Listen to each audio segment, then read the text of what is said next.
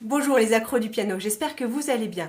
Aujourd'hui, nous allons voir s'il est important de commencer par apprendre les gammes quand on débute au piano. Mais avant, laissez-moi vous souhaiter la bienvenue sur l'Instant Piano, la vidéo quotidienne de l'été d'un piano, un blog. Aujourd'hui, je vais répondre à la question de Kylian qui me dit « Je suis débutant et mon prof refuse de m'apprendre les gammes. Il prétend qu'il y a d'autres bases à apprendre d'abord et que pour les gammes, on verra dans quelques mois. A-t-il raison ? »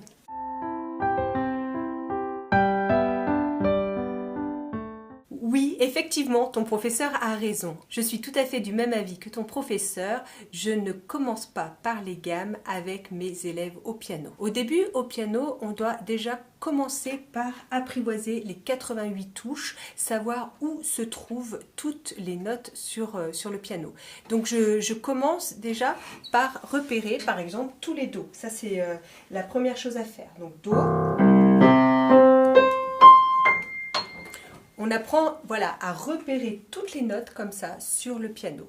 Ensuite, on apprend la position de Do, c'est-à-dire la main droite se place sur le Do.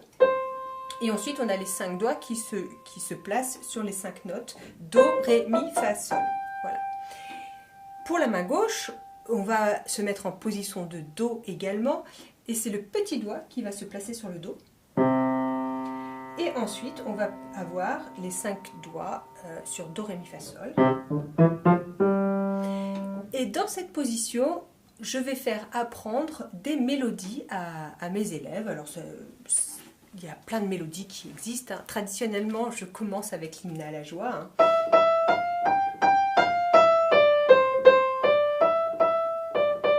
Voilà. Et à la main gauche, on va mettre un petit accompagnement très simple en ronde, par exemple. 1, 2, 3, 4. 1, 2, 3, 4. 1, 2, 3, 4. Voilà, que je vais tenir comme ça en ronde.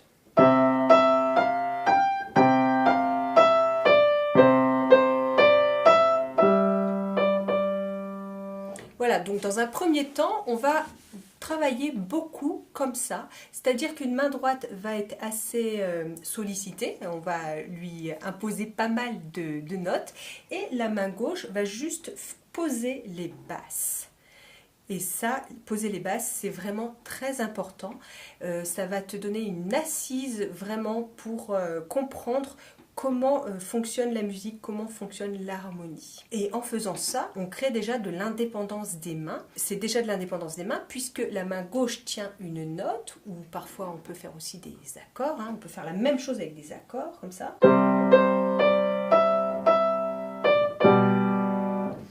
C'est vraiment la première étape, donc une jolie mélodie à la main droite et un accompagnement très simple à la main gauche. Et là, j'imagine que ton professeur te fait lire de la musique, il t'apprend à lire tes partitions et à caler comme ça ta main gauche avec la main droite parce que là tu vas synchroniser. Et ça, la synchronisation, c'est vraiment le b.a.-ba, c'est la chose la plus importante pour avoir cette indépendance des mains, parce que ça c'est vraiment la première chose, la toute première chose à faire. Ensuite, les gammes vont venir assez vite. D'ailleurs, chez moi, on commence par la gamme de Do, mais à la main droite seulement, puisque je fais travailler un petit morceau avec une gamme descendante. Avec mes élèves, j'utilise beaucoup la méthode « J'apprends le piano tout simplement ». Et donc la première gamme qu'on rencontre, elle est dans le morceau French Cancan, et elle arrive en plein milieu du morceau à la main droite. Et on a la main gauche qui vient commencer à jouer, à accompagner la deuxième moitié de la gamme. Voilà, ça se fait progressivement.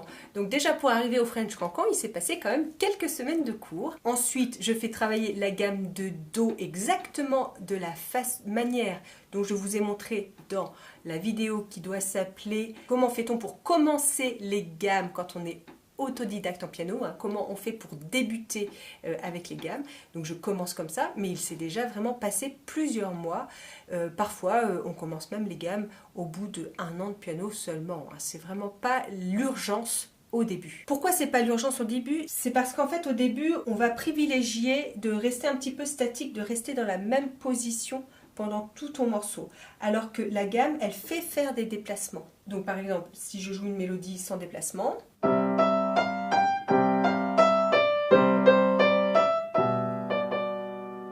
voilà, et là une mélodie avec déplacement. Vous voyez déjà ici, grand saut d'octave. Et là, on passe par-dessus le pouce. Voilà, donc tout ça, ça fait des choses en plus, des choses à penser. Et en plus, il faut les faire avec le bon geste, parce que si tu vas chercher ici ton Do, mais avec un mauvais geste crispé parce que tu es trop débutant, ça va influencer sur ton son qui va être pas bon et pas beau. Et ensuite, quand tu fais ta petite gamme qui descend ici, quand tu vas passer ton troisième doigt, comme je l'ai montré dans les vidéos sur les gammes, il y a un défaut que vont avoir les débutants, c'est d'être trop crispé, de jouer avec le coude ici, quand je passe mon troisième doigt. Et donc, ça nous fait tourner le poignet. Et donc ça, c'est vraiment le défaut physique à proscrire absolument. Alors, voilà pourquoi ton professeur te conseille d'attendre un petit peu. C'est parce qu'il y a beaucoup de choses à faire, beaucoup de choses à voir dès le début.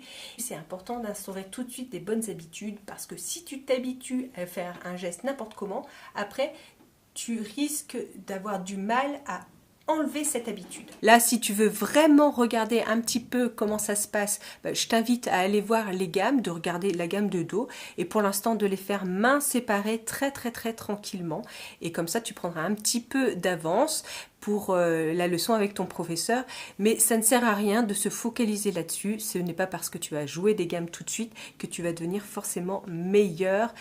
Voilà, c'est pas forcément adapté quand on débute le piano. Voilà, j'espère que j'aurai bien répondu à ta question. En tout cas, j'ai eu beaucoup de plaisir à répondre à cette question. Si vous avez d'autres questions, si vous avez des idées à me donner pour les prochaines vidéos, n'hésitez pas à me les écrire dans les commentaires. Et si vous avez des remarques ou des commentaires à faire, tout simplement, s'il vous plaît, mettez-moi un petit mot, ça me fera vraiment plaisir. Alors comme d'habitude, mettez-moi un énorme j'aime à côté de la vidéo, sur la gauche si vous êtes sur un piano, un blog, ou sous la vidéo si vous êtes sur YouTube ou Facebook. En attendant, moi je vais retourner à mon piano et je vous dis à très vite pour une prochaine vidéo. Bye bye! Pour t'abonner à mon blog et recevoir les 2 guides gratuits, 5 semaines pour un morceau et l'art de jouer avec un métronome, clique sur le logo Un piano, un blog. Si tu veux, tu peux aussi t'abonner à la chaîne YouTube en cliquant sur le petit rond avec ma tête.